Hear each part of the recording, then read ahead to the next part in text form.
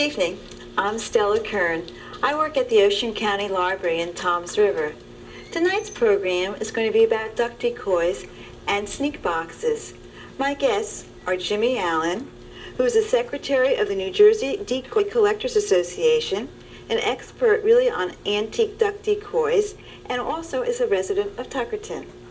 And also Mike Mangum, who is a senior naturalist at the Ocean County Department of Parks and Recreation, and is a coordinator of the old-time Barnegat Bay Decoy and Gunning Show that's coming up. Mike, could you tell us something about this show that's coming up, just when it is and where it is? Well, the show will be held in Tuckerton and Tipseaman Park, Stella. It'll be Saturday, October 8th from 9 a.m. to 5 p.m. And the event and rain will be at the Pinelands High School in Tuckerton also. The show is going to really highlight the working decoy, getting back to, I guess, the basics. Really, the real purpose for the decoys were as a tool for gunning. Mm-hmm. We're going to have a retriever contest, a working decoy contest. We even have some model sneak boxes and a model sneak box contest down there. We'll have some exhibits such as from Brigantine Wildlife Refuge, the Ocean County Library itself, and some other organizations and agencies relating to duck hunting, decoys, sneak boxes, and everything related to that. Yeah, I know that the library is going to be there, and we're going to have some of our books that we have available on duck decoys and boats, and that gives a little history of the duck decoy and the boating of the area. You mentioned something about a duck decoy. Are they going to make duck decoys there too? As a showing? Gary Giverson will be there from the Noise Foundation. It's a brand new museum and opened up near Brigantine, and he's going to be having an ongoing demonstration. The same demonstration he does at the museum, he will be doing at the show that day. So he's going to actually be carving? There will be a demonstration, a carving demonstration there during the show. Well, that should be very interesting. Have you ever watched the duck decoyers or the carvers shooting on birds? Yeah, it's very interesting, and it takes a lot of skill and also practice. You know, the area of Tuckerton, of course, there is a lot of carvers in that area, and it's a good concentrated area for good-looking working decoys. It really is, and it's something that everybody ought to come and watch. It's interesting because it's a part of your heritage, you know, what you were brought up with, and they'll find it very interesting. I really do. Okay. I noticed that, Mike, you brought a sneak box with you tonight. I know that sneak boxes are native to Ocean County and to New Jersey. Could you tell us a little something about the sneak box and what they used it for, too? Well, according to, I guess, our local history books, the sneak box might have been developed maybe 150 years ago by Hazelton Seaman in West Creek. The original design was for gunning and duck hunting, and it was a very practical craft, and it was used for the duck hunting, also clamming in the summertime. It was small, and one guy could move it around fairly easily. They had nice racks in the back here to hold the decoys, or the stools, as more locally called. The bottom had runners on it. It was actually run up on the ice and even could be sailed on the ice in the wintertime. So when the bay was partially frozen, that wasn't an obstacle to gunning on the bay. It had what we call a breakwater or spray shield in the front, and in the winter the water tended to be a little rougher, so the water splashing up wouldn't fill the boat up with water and would run off to the sides. Most of the boats were built of cedar with sawn cedar frames, and some had molded or steamed oak frames. The gunner would sit in what they call the cockpit, and it was a small unenclosed area, and it provided a little bit of shelter while the boat itself was camouflaged. So this is so that the ducks, I guess, couldn't see anybody that was, you know, trying to kill them. Well, you might notice the boat now has a sort of a dull green finish rather than a normal boat would have a glossy finish. And that, again, it cuts down the glare and something that would scare the ducks away. And also you might add some marsh grass or anything else that may take away from the distraction. There was even stories in the old days when there was duck hunting when the bays were really frozen and everything, that the boats were painted white at that time for gunning.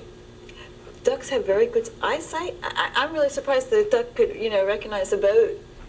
Well, It's more movement than eyesight as far as duck hunting. If you can blemish something and keep it from moving, you'll find that ducks will stoop to you a lot better. If there's any kind of brightness or flash or anything like that, they can see that and flare off. Like Mike says, they used to paint them white. Now, of course, when they did paint them white, they figured with a lot of snow And, you know, years ago you used to get a lot of snow around this area, and that would more or less blanket it. And, you know, early part of the season when the grass started to turn brown, they painted them duck boat brown, and even the spray shield, we always used to paint that. We never left it, you know, a brighter color or anything like that.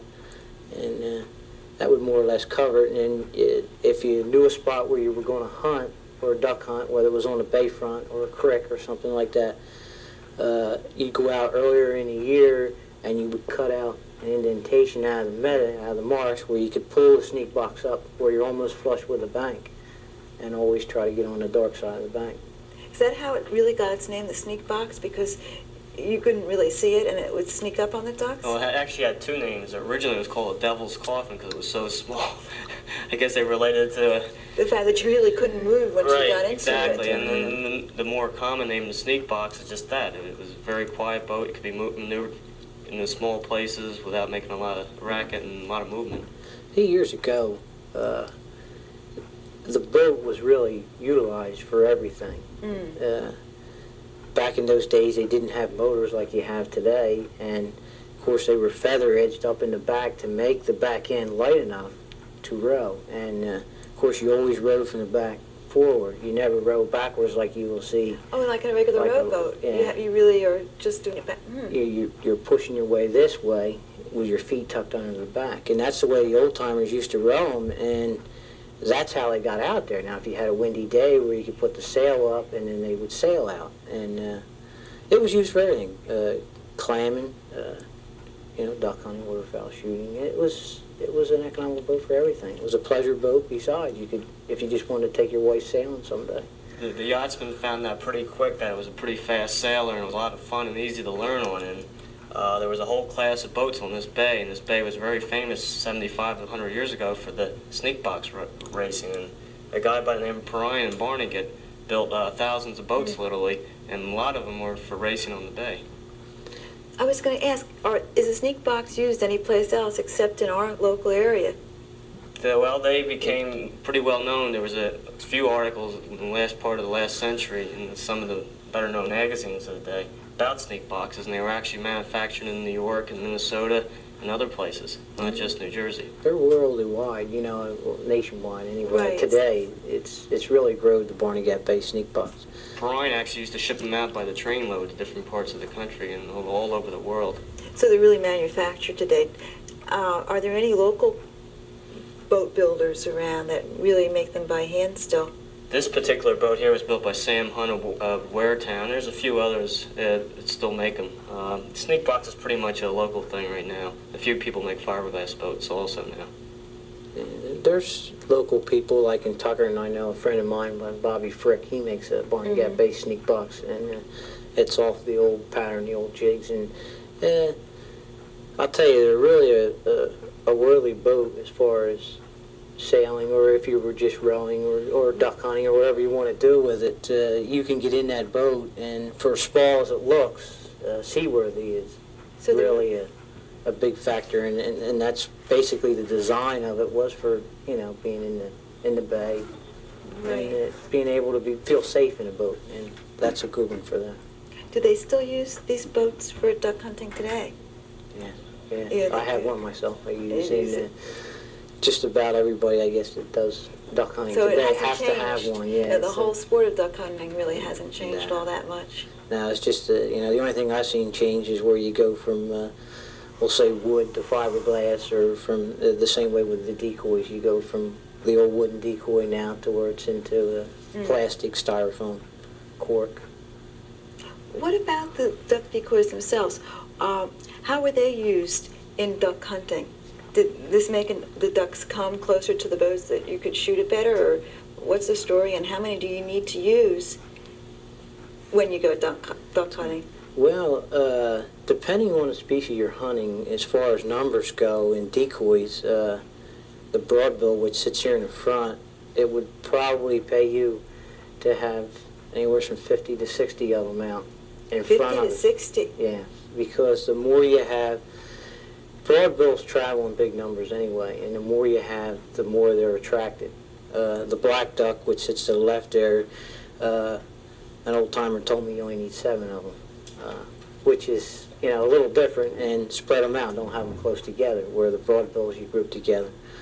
So It's really a whole art then. yeah, it's I guess you could say some people felt better with more and some people felt better with less, depending on what you were gunning and how you wanted to hunt. In the wintertime, late in the wintertime when it's cold, you put 60 decoys out. By the time you get ready to pick up, you're half froze, and you figure, well, why'd I do that? You know, I wish I'd only put 10 out. You know, so myself. That's about what I use anyway when I'm broadbill shooting. What about the decoy itself? Are they realistic to what the ducks really look like? Is that important? Basically, yes. The styles of some of the old-time carvers, which, you know, you see these two here, which was made by Raleigh Horner, the black duck on my left, and the broadbill on my right, made by Harry V. Shorge. You know, go back to the early 20s, and basically they had their own style, and myself, I kind of tend towards a style which I think looks better in the water for gunning with. I don't know if a decoy or, you know, or the duck itself coming into the decoy thinks it's any better than I do, but that's basically what I do. I go by the style, what I like as far as gunning with, you know.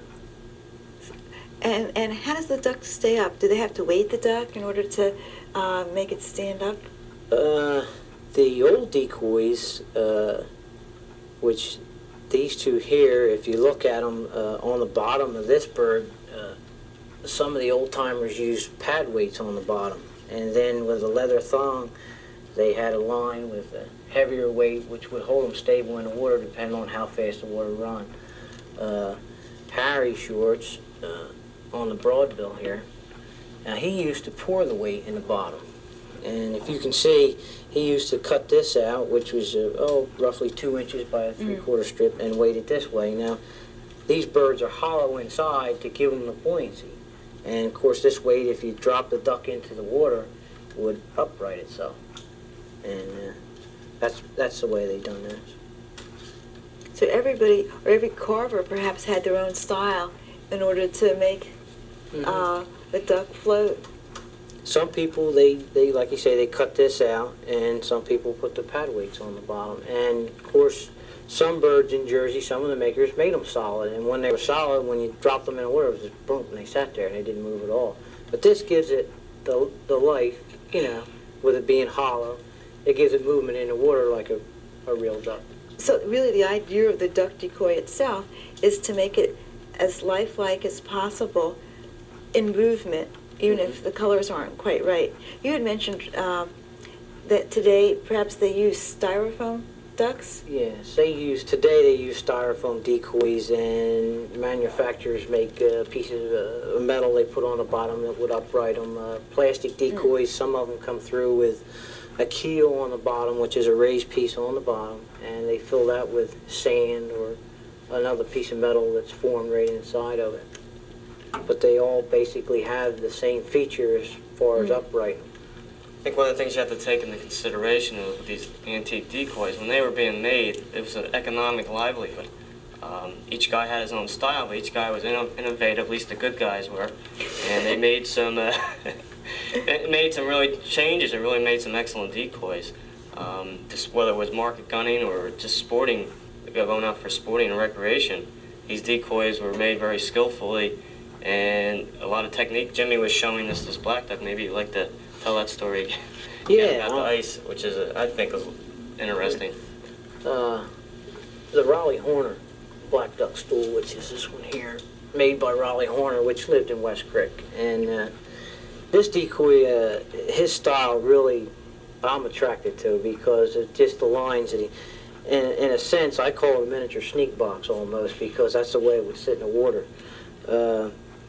What Mike was talking about is this groove here that the Raleigh cut in the back, and basically what that was used for was it has two purposes. It has a way of separating the back for wings, okay, but the thing that really attracts me to it is why it was put there basically was for ice buildup. Now, if this decoy is sitting in the water and you have a good tide, which I mean running water, ice kind of builds up on the front of the duck.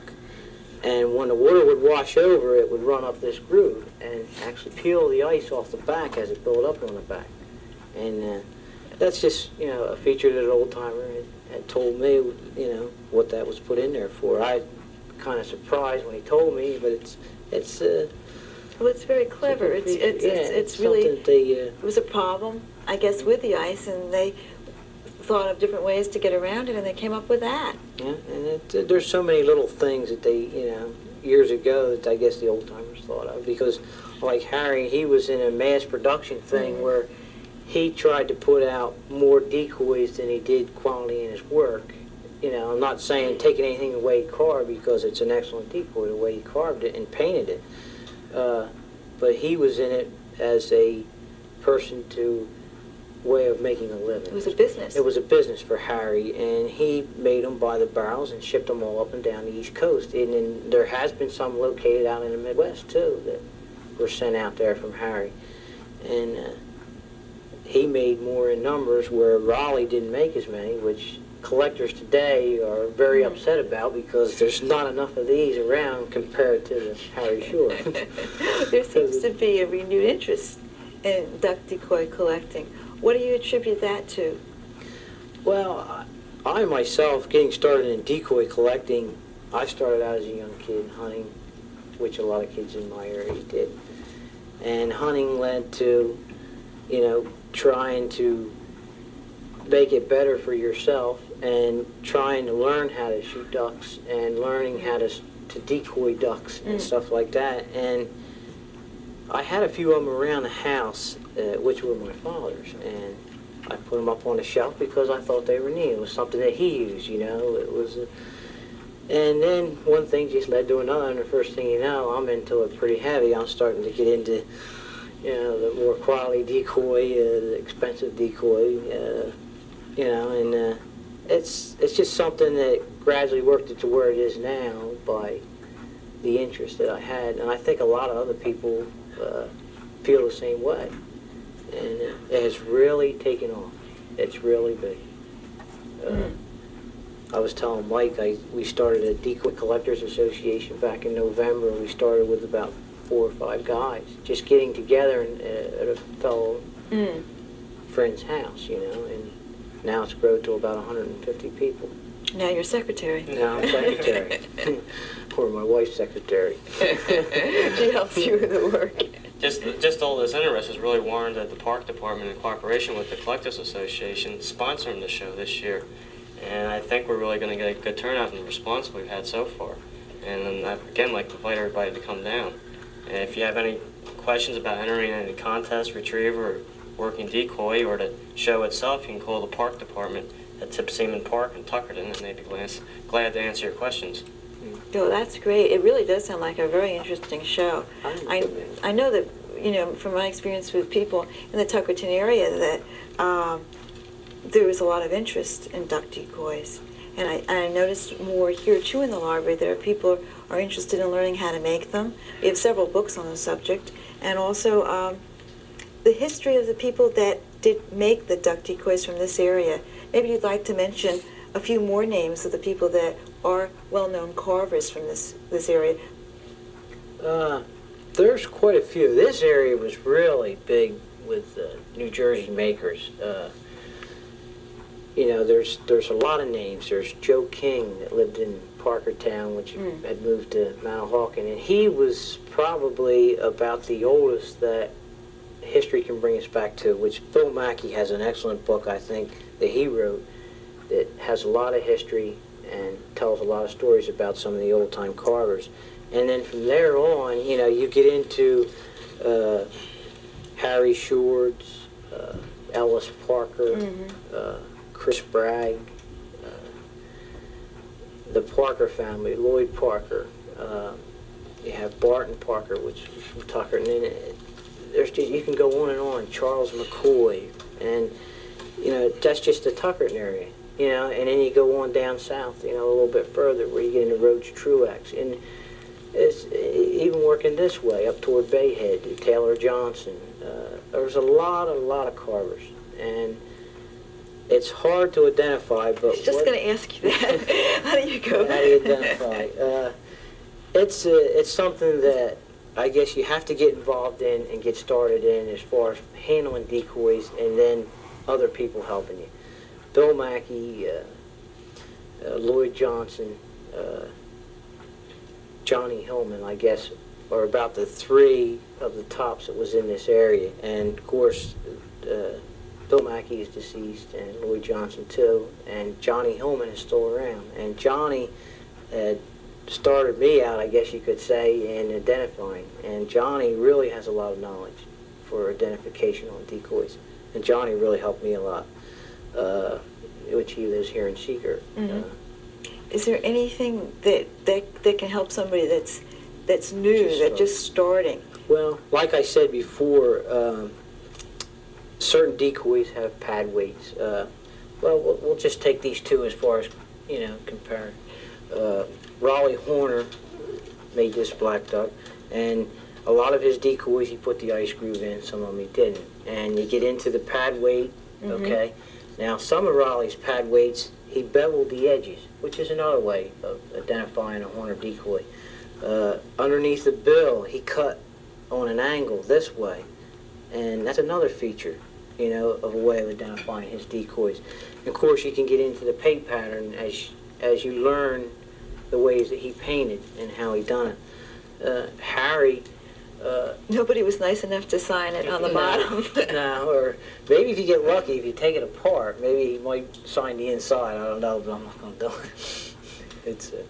But like Harry, like I said before, now he poured the weights in the bottom, and there was other makers that did that. Joe King did. Joe King also put an ice groove in the back. Harry was more of a man that made decoys fat. He liked big, heavy decoys. I don't know. The heads were kind of fat in the cheeks and everything. And like I say, even the paint pattern. It's there's a lot of different ways. One that I use for Harry V shorts, in the back here, there's every decoy that I've owned or I have in my collection by Harry Schwartz. He put 3 nails right in the tail. And that's just another little thing. You can, and being as it's hollowed out, that's another way. There's a lot of different features, and everybody was different. They're not all the same. There's something little on each one, even between father and son. I wish I have a hen goldeneye home that was made by Harry V. Schwartz's son, which was Harry Mitchell Schwartz. And of course there is a third generation, which is Harry V. again, that still carves. And there is a similarity, but the heads are completely different as far as thickness in the heads, and that's another way of telling. And there's a lot of different ways, and the more you handle, the more you go to shows, the more you fool with decoys, the more you'll get to know. And just talking with people. Yeah, that's a big factor, having people show you different things. And basically that's what helped me was Johnny Hillman, and there was a few other people that also helped me out. What about the value of duck decoys? Do some people just collect them as sort of like an investment, like collecting antiques? Some people, collect like rare books with the idea that this is an investment for the future. Decoys today are very valuable, especially old ones. Now, there's a fine line, between good as far as value goes. What I mean is, if you take a decoy that's completely original, like this bird is, okay, puts it above that line. There's decoys which were used by hunters that were repainted every year, you say, and this brings the value down because of rarity, between the two birds, which really doesn't take anything from them as far as I'm concerned, as far as sentimental. I could have a decoy that my father used and gunned that means more to me than a decoy that would be valued at a high dollar sign, compared to it was his decoy, and that's just the way I feel. I precious, that's Yeah, well, over mine. there's a lot of sentiment because he actually, sentimental value means a lot. used it. Now, what were the decoys made from? Most of the old in this guns area, in this area were made from Jersey swamp cedar.